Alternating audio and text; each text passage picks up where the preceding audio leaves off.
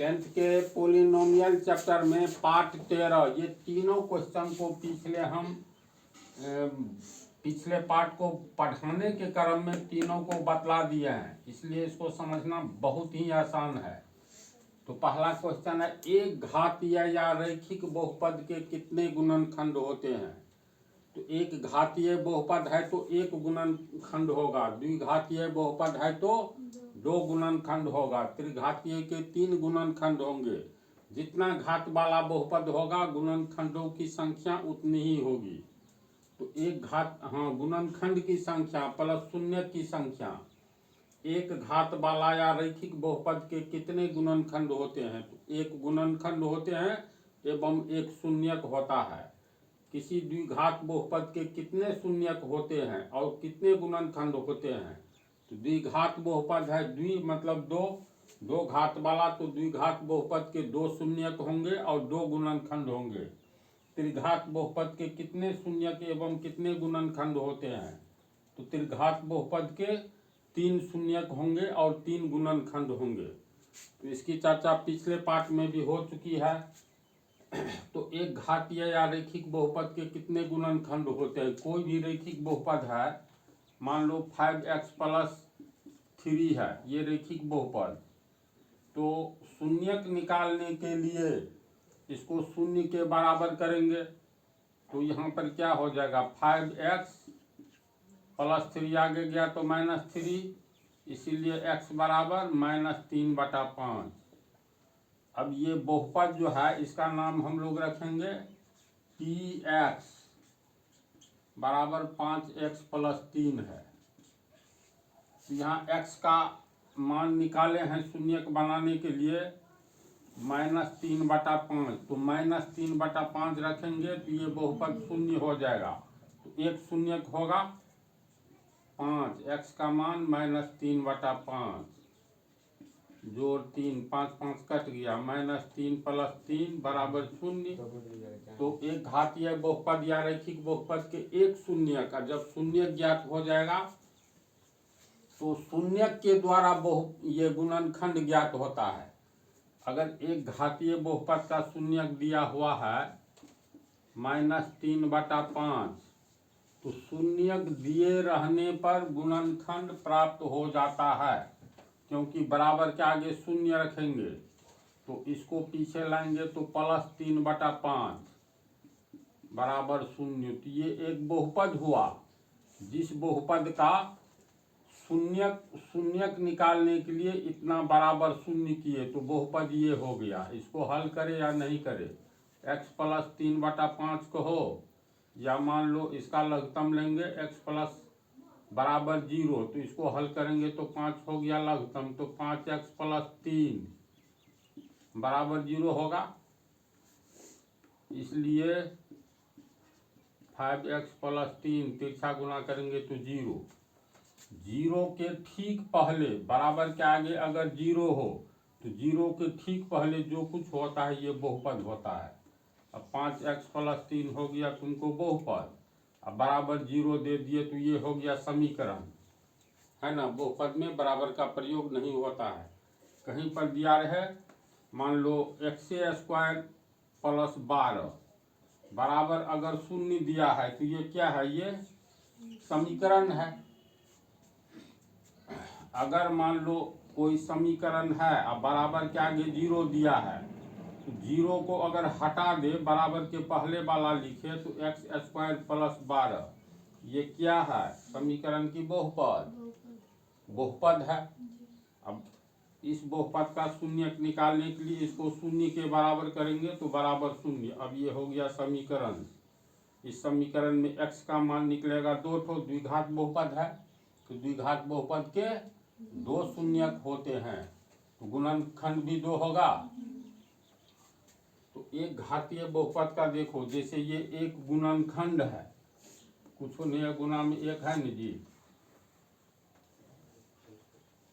द्विघात बहुपद के 2 शून्यक होते हैं तो 2 गुणनखंड होंगे। कुछ उदाहरण के द्वारा ही तीनों को समझ लो।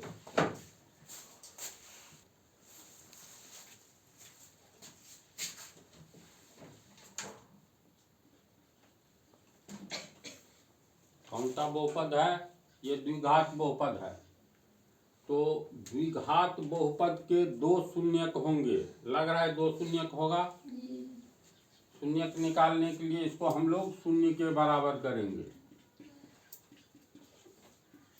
ये हो गया, और एक्स स्क्वायर बराबर -15, इसीलिए एक्स बराबर प्लस माइनस रूट -15, इसीलिए एक्स बराबर प्लस छिप गया एवं माइनस रूट -15।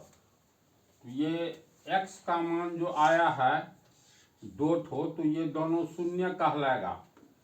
दोनों शून्य से दो बहुपद प्राप्त होगा। अगर किसी द्विघात बहुपद का दो शून्यक दिया हुआ है तो गुणनखंड कैसे प्राप्त करेंगे? तो पहला शून्यक है तुमको -√15 अल्फा, तो ये हो गया x बराबर √-15, इसलिए इसको इधर लाएंगे तो माइनस इतना बराबर शून्य होगा। तो बराबर के आगे शून्य होगा, बराबर के पहले जो कुछ भी होगा वो बहुपद होगा। तो ये पहला गुणनखंड हो गया। अब फिर ये x बराबर दिया हुआ है दूसरा -√-15, इसीलिए x इधर लाएंगे तो प्लस √-15 बराबर शून्य। इसका मतलब यह एक ऐसा बहुपद है जिसका शून्यक निकालने के लिए शून्य के बराबर किए।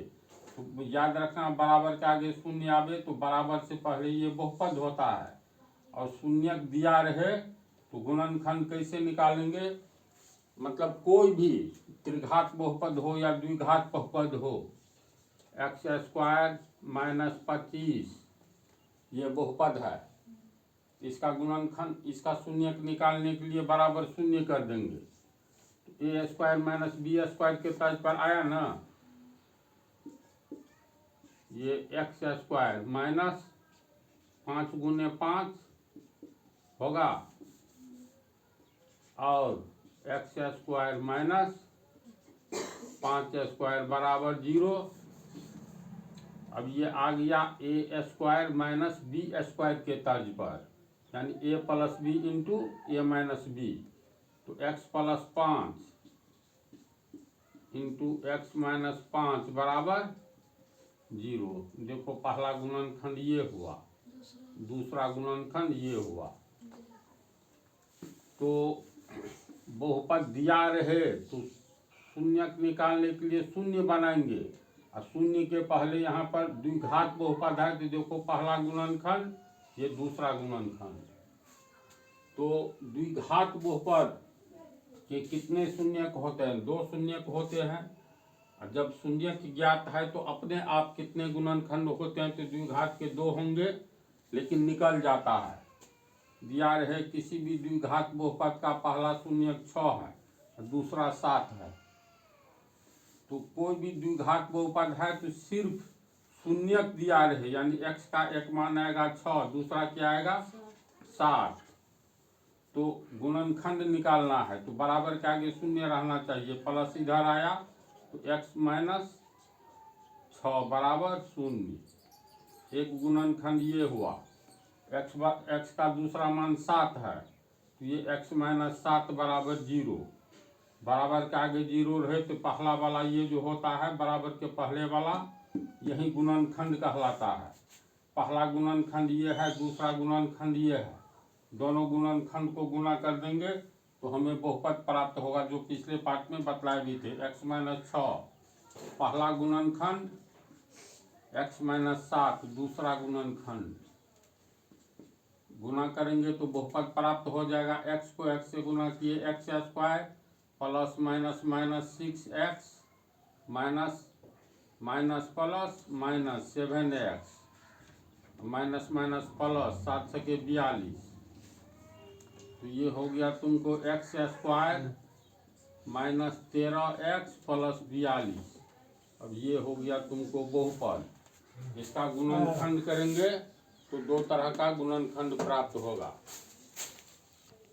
मुख्य रूप से तीसरा देखो, किसी त्रिघात बहुपद के कितने शून्यक होंगे? तो त्रिघात बहुपद के 3 शून्यक होंगे। अपने मन से कोई शून्यक मान करके हम लोग त्रिघात समीकरण कैसे बनाएंगे? तो मान लो द्विघात में वेरिएबल का 2 मान आता है जिसको अल्फा एवं बीटा कहते हैं। त्रिघात में वेरिएबल का 3 मान आता है जिसका नाम दिया हुआ है अल्फा बीटा डेल्टा या अल्फा बीटा गामा कहो। तो x का 3 मान आता है। तो चलो त्रिघात बहुपद में मान लेते हैं x का एक मान 1 आएगा, मान करके चलते हैं। दूसरा मान आएगा तुमको x बराबर 1 है तो चलो एक ठो -1 मानते हैं। तीसरा मान लो x का आएगा 2। तो x का अगर किसी भी बहुपद में 3 ठो मान आवे, मतलब 3 शून्यक होगा, तो यानी x का 3 मान आएगा। तो हम लोग बहुपद कैसे बनाएंगे? तो पहला हो गया, पहला x का मान आया x बराबर 1, इसीलिए इसको इधर लो, x माइनस 1 बराबर 0। ठीक है, इसको समीकरण 1 मानो। दूसरा मान आया x का -1, इसीलिए x प्लस 1 बराबर 0। ये दूसरा समीकरण हो गया। तीसरा है x का मान 2, इसीलिए x माइनस 2 बराबर 0। इसको तीसरा समीकरण मान लो। अब पहला गुणनखंड ये हुआ x माइनस 1, दूसरा गुणनखंड x प्लस 3, तीसरा गुणनखंड x माइनस 2। अब तीनों को गुणा कर देंगे यानी x माइनस 1, 2 से है x प्लस 1, 3 में है x माइनस 2। तीनों को गुणा करेंगे तो तीनों को गुणा के रूप में इतना लिखेंगे। अब बराबर के आगे शून्य है, शून्य को शून्य से गुणा किए शून्य, शून्य को शून्य से गुणा किए शून्य, बराबर शून्य। यानी समीकरण 1, समीकरण 2, समीकरण 3 को गुणा कर दो। ऐसे ही न गुणा करेंगे, x माइनस मतलब इसी ढंग से ना, पहला समीकरण के बराबर के पहले, दूसरा में बराबर के पहले, फिर तीसरा में बराबर के पहले वाला, तीनों को बराबर के पहले गुणा किए तो बराबर के आगे गुणा करेंगे, शून्य गुने शून्य गुने शून्य बराबर शून्य। अब देखो तो पहला गुणनखंड, ये वाला दूसरा गुणनखंड, ये वाला तीसरा गुणनखंड, तीनों को गुणा करेंगे तो त्रिघात बहुपद मिलना चाहिए। तो गुणा करके अलग से देख लो, x माइनस 1 x प्लस 1 को गुणा करेंगे तो ये हो गया a minus B into A plus B के तर्ज पर मात्र ही 2 को गुणा करेंगे तो ये हो गया x स्क्वायर माइनस 1, एक स्क्वायर तो एक होगा, a minus B into A plus b बराबर a square minus b square, b के जगह पर एक है, एक स्क्वायर के यानी 1। ये हो गया x माइनस 2। अब x स्क्वायर माइनस 1 को x माइनस 2 से गुणा करेंगे तो इसको इससे करेंगे तो x cube minus plus minus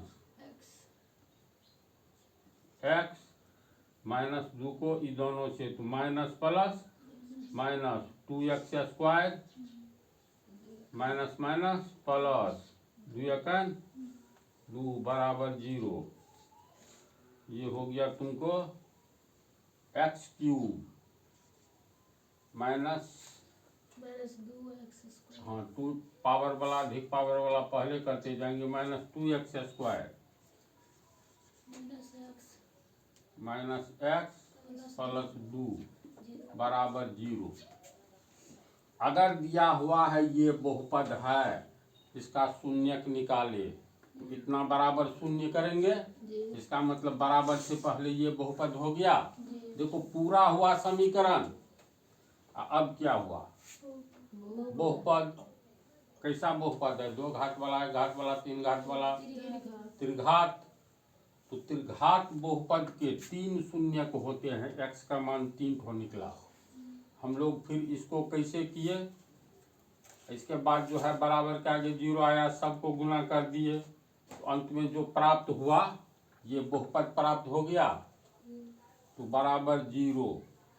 तो किसी भी त्रिघात बहुपद का अगर तीनों शून्यक दिया रहे, चतुर्घात बहुपद का 4 शून्यक दिया रहे, तो हम लोग बहुपद बना सकते हैं कि नहीं बना सकते हैं? तो शून्यक दिए रहने पर बहुपद बना सकते हैं। क्वेश्चन के अनुसार किसी त्रिघात बहुपद के कितने शून्यक? तो 3 शून्यक। पंचघात बहुपद के कितने शून्यक? तो 5 शून्यक। तो जितना शून्यक उतना गुणनखंड, याद ये रखना है, उसमें कोई दम नहीं है। अगले पार्ट में विशेष बात करना है।